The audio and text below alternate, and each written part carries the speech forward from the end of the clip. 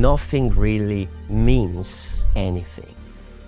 Art is the only thing that can contradict itself without losing its core meaning. Skygolpe. Skygolpe. Artist Skygolpe. His works manifest and exist in a hybrid territory where the line between the physical and the digital is blurry. His work has been exhibited worldwide and his digital editions are sought after by major collectors. He's really a philosopher in many ways. Contradiction is the most human attribute of all. And being an artist really allows you to explore a certain path with a more open mind. This experimentation with the silhouette comes from my London days, where basically I was trying to frame shadows. What people like you and I are trying to do is increase the quality and the culture inside the NFT space or the digital art space. I'm always trying to create confusion where the physical ends, the digital begins, and vice versa. I feel it, the level of intensity between contrast and contradiction, because an empty silhouette stands as the existential pole that we all feel, maybe in different ways, but we all feel that.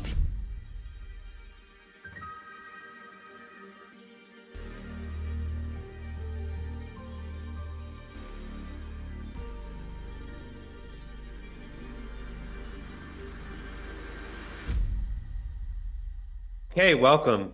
We have an amazing guest joining us today, Skygolpe, one of my favorite artists. Welcome, really excited to dig in. For those who do not know, could you just introduce yourself and tell us where you're based?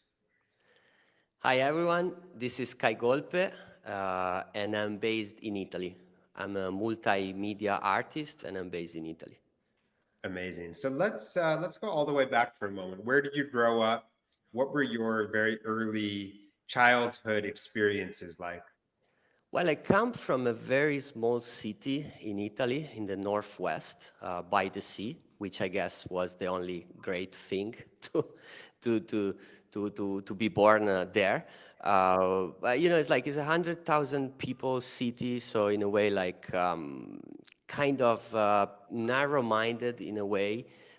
So because, you know, in Italy, it really depends on the places, but I think we could say we are a little bit of a conservative country in a way. So, and people tend also to kind of behave, you know, all in a similar way, you know, it's like almost as fashion intended as costume has a very big weight in Italy, you know. So I think that my childhood was, I guess, like every kid, you know, coming more or less from that areas, quite chilled childhood, you know, both of my parents very caring, very loving. So on that sense, I was actually extremely happy.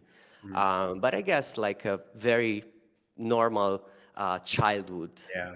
Yeah. And where did your creative expression start to show up in your life?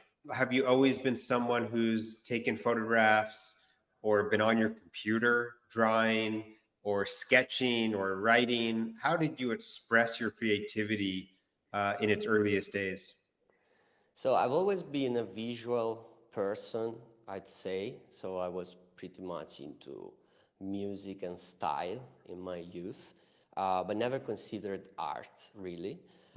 So my breakthrough was really when I moved to London, you know, and connecting what I was saying before, like going to London and for the first time being able to experience existence in a more free and individualistic way, really started to open my mind. And then I had the luck to be in East London, which at the time was really like a kind of an open street gallery because of the golden age of street art, right? The Banksy explosion. And, you know, so I began to be contaminated with all this energy. And that eventually led me to start to explore this path together with my passion towards philosophy that was increasing through the years.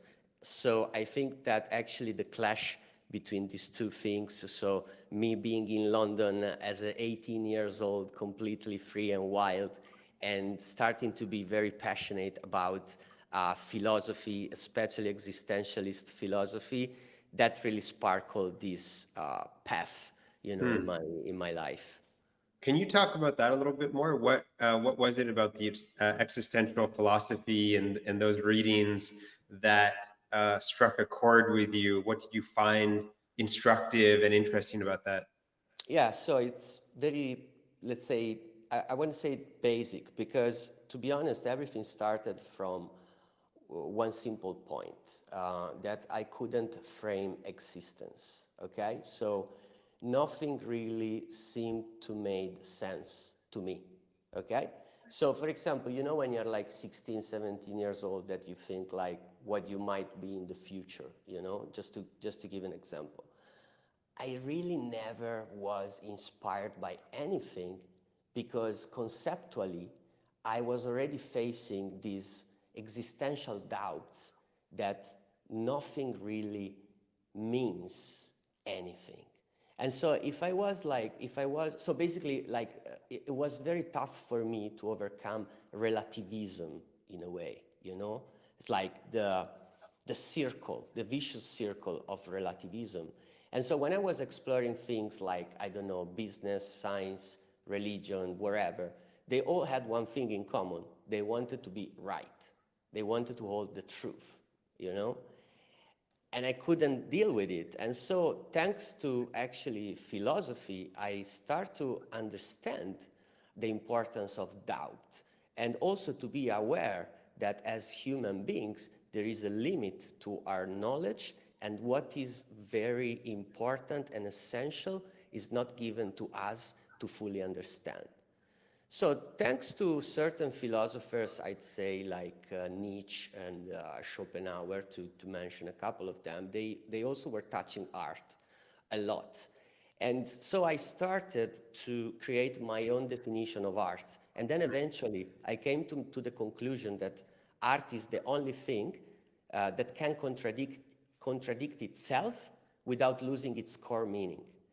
And so when I had this wow moment, I was like, okay, now I understood what I want to be in life. I'm going to be an artist, because in my opinion, contradiction is the most human attribute of all. And being an artist really allows you to explore a certain path with a more open mind, and also not to feel so much the weight of existence. Wow. I mean, it's such a sort of fascinating lens to have approached your artwork and used that as an entry point to create. Can you talk a little bit more about maybe how your practice evolved around this core element of contradiction and doubt, and investigating those themes? Well, you can see, not to go too far in time, but even in actually my today's work, you can see how contrast and contradiction plays a major role. In fact, from my very first experimentation into digital realm, for me has always been important to create this contrast, this synergy between physical and digital, okay, which incredibly in this moment is they compose the layer of our existence. But if you really analyze their meaning to their essence, they are almost in contrast as a realm, okay? So for me, this contrast, but that in reality it is also the reality that we experience nowadays, it's extremely fascinating. And so for me, when I compose digital art, but also physical art, I'm always trying to create a sort of confusion where it's not so easy to understand where the physical ends, the digital begins, and vice versa. I love it. And let's, we're jumping around a little bit, but in your creative journey, where did maybe physical painting fit, and where has digital work come into the mix? Did one come before the other? Of course, now to your point, they're sort of intermingled and in conversation in these interesting ways. And you do shows where you have, of course, paintings and then digital displays. But in your journey, how did those two sort of begin and then ultimately intersect? So it's a very interesting question, because I think physical, of course, was in a sort of my first experience in an art path of exploration. Because, for example, in London, I was doing this public installation in the streets where I was using the fragile tape, you know, the packing tape. I was using the fragile tape to frame elements in the street, to decontextualize them, and in a way elevate them from the everyday experience of that single details. That also led me, for example, to frame shadows, okay? And you know, this is actually something that very few people knows. The silhouette, you know, comes from, because I always use a silhouette in my work these days, but this experimentation with the silhouette comes from the London days, where basically I was trying to frame shadows, and often I was trying to capture my shadow, you know, and that was creating this silhouette that then I found many years later in my work. But that's actually how I had the inspiration. But to go back to your question, so basically I think physical for me was really like the initial stage, but digital has always been there in a way, you know. First of all, with digital photography, so that's absolutely was a super important part of my path for many years. So there already, like, digital had began to be an important part. But not only that, you know, I think softwares like Photoshop or After Effects were these sort of portals of infinity, of potential. So I began to play with those, I think, around 2016, 2015, something like that. And since then, I was always kind of experimenting, you know, with maybe some digital abstract works. You know, I was really pushing myself on see how I could use this medium. But it was not until 2020, when I entered into the NFT space, that I really began to feel the digital medium with the same importance of the physical medium. So in this sense, you know, finding out about NFTs was also a sparkle of a new exploration for me. And since then, you know, I think in these last 3 years, I really treated the medium almost as a continuum of the two, you know, trying to kind of jump from one to another, but always like keeping a string that would allow me to be there, you know.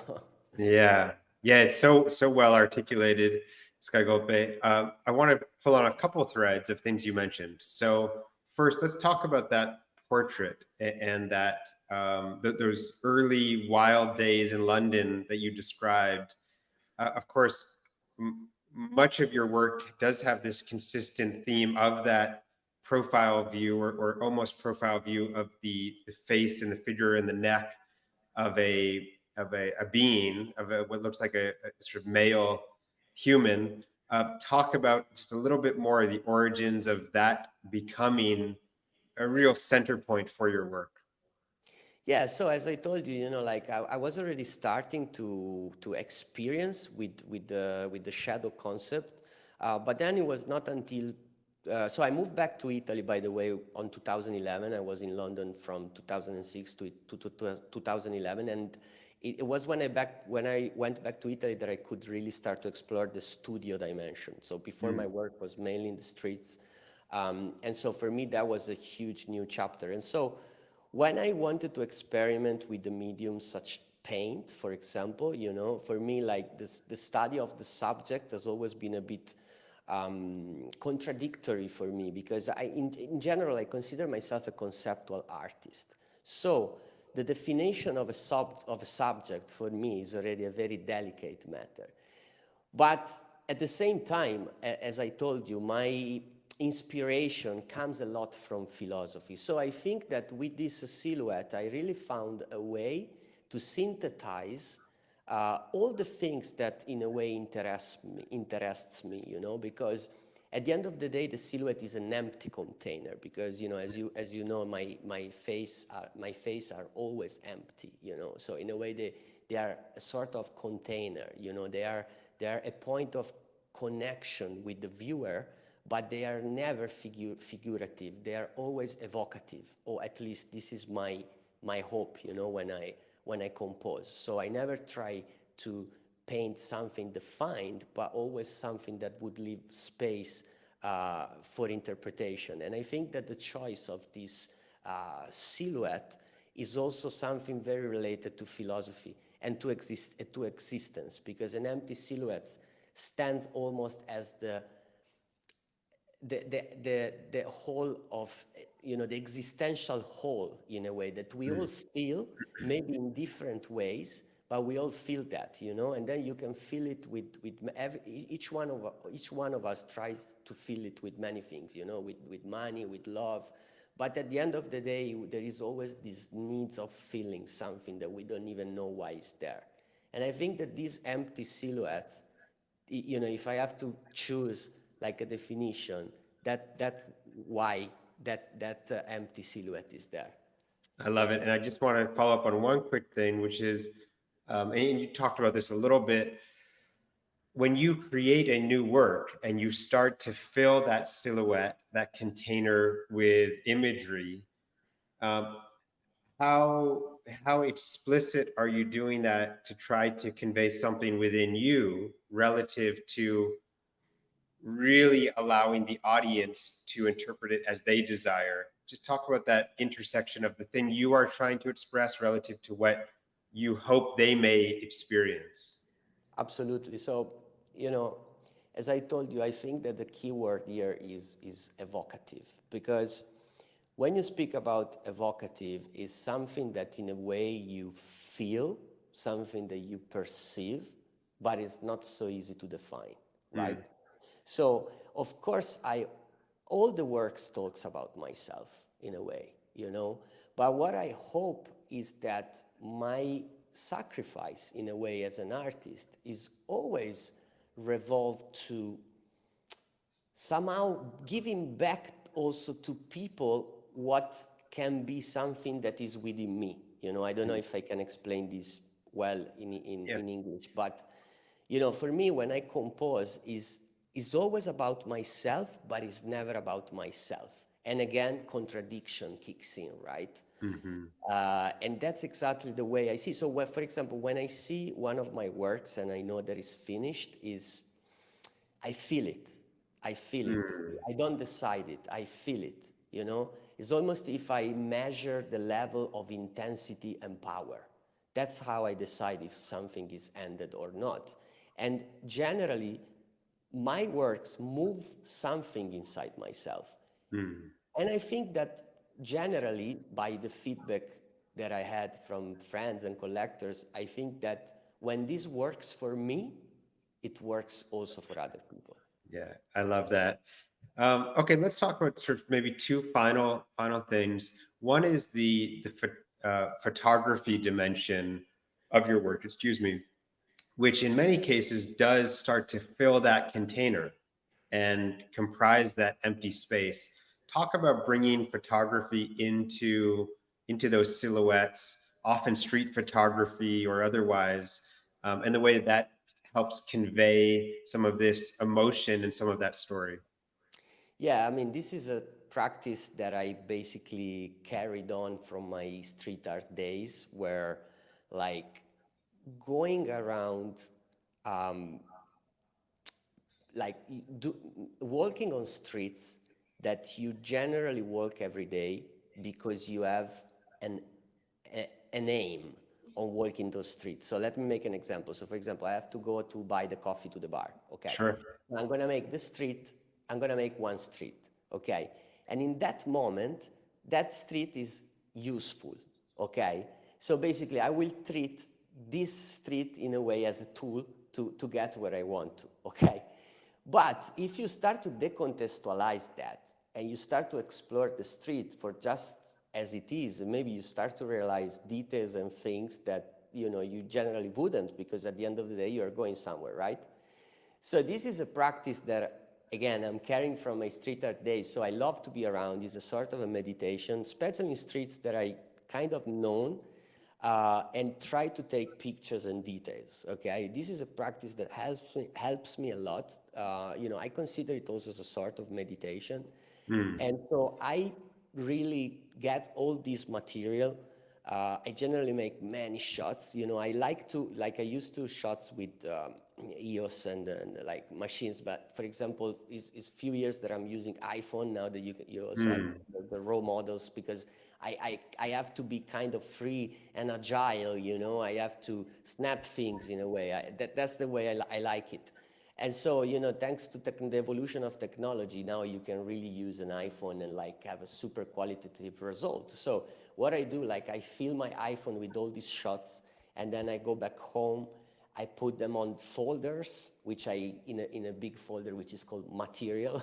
And then from there, I start to compose. But as I was telling you before, even off camera, it's like most of my work, sometimes you struggle to understand that maybe a picture has been used, and that has to do, again, with this sort of confusion that I'm trying to create, because I love the fact that you are not entirely sure about maybe how I obtain something or about what you're looking at. So when I use photography, I always try to use it in the less explicit way and try to decontextualize it as much as possible.